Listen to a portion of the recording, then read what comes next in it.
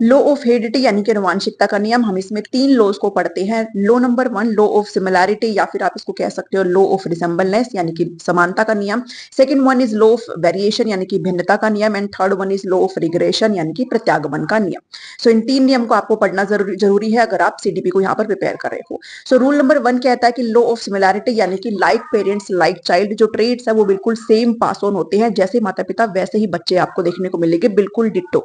अगर parents fair colour के हैं तो बच्चे भी फेयर कलर के होंगे, अगर पेरेंट्स की हाइट अच्छी है तो बच्चे की हाइट भी आपको अच्छी देखने को मिलेगी। क्वालिटीज भी आपको सेम टू सेम देखने को मिलेगी, अगर पेरेंट्स बहुत इंटेलिजेंट है तो बच्चे भी आपको बहुत इंटेलिजेंट ही देखने को यहाँ पर मिलेंगे।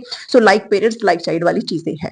And the second one is law of regression, जो कि बिल्कुल ऑपोजिट है लॉ ऑफ सिमिलैरिटी से। अगर आपसे पूछा जाए कि कौन सा ऑपोजिट है तो आप बताएंगे लॉ ऑफ रिग्रेशन यानी कि प्रत्यागमन का नियम।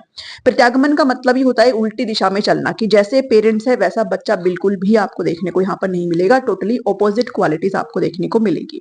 जैसे अगर कोई पेरेंट्स है वो बहुत इंटेलिजेंट है लेकिन उनका बच्चा उतना इंटेलिजेंट नहीं निकल पाता, कोई पेरेंट्स वो इतना इंटेलिजेंट नहीं है लेकिन उनके बच्चे बहुत इंटेलिजेंट निकल जाते हैं। अभी हाल में आईएएस का जो रिजल्ट आया उसमें आपने देखा होगा कि एक शेफर्ड यानी कि एक चरवाहा जो है वो उसने यूपीएससी क्लियर किया, उसके पूरे परिवार में किसी को इवन शायद यूपीएससी के बारे में भी पता ना हो लेकिन उन्होंने क्लियर किया है। सो आप किसके अकॉर्डिंग इसको मान के चल सकते हो, लॉ ऑफ रिग्रेशन के अकॉर्डिंग मान के चल सकते हो कि जो बच्चे होते हैं वो टोटली ऑपोजिट क्वालिटीज लेकर के पैदा होते हैं पेरेंट्स से। And the third one is law of variation यानी कि भिन्नता का नियम। यहाँ पर आपको वेरिएशन देखने को मिलता है। रिजेम्बलनेस में क्या था कि बिल्कुल सिमिलैरिटी थी, लाइक पेरेंट्स लाइक चाइल्ड वाली चीजें थी।